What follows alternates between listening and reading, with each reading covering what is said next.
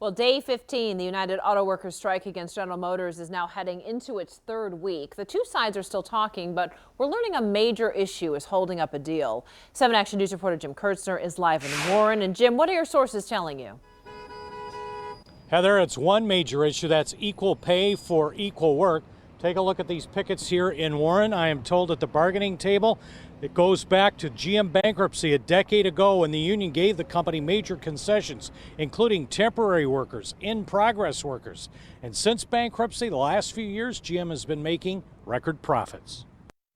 Fair is like a big part of the concern to us right now. A lot of people want the same pay. We're all doing the same jobs. The company says about 7% of the workers are temporary. They can be hired and fired as needed and work for about half the hourly rate. Another 35% of the workers at GM are hired in at a lower rate and are in progression, taking 8 years to reach a traditional worker, or about $30 an hour. And now, after record profits, the union is demanding a path for these workers to traditional status. We thought that the company would actually have our back like we had their back. The strike is now entering week 3. This week, workers will now get $250 a week from the union in strike pay. That's about a quarter of the amount for a traditional worker.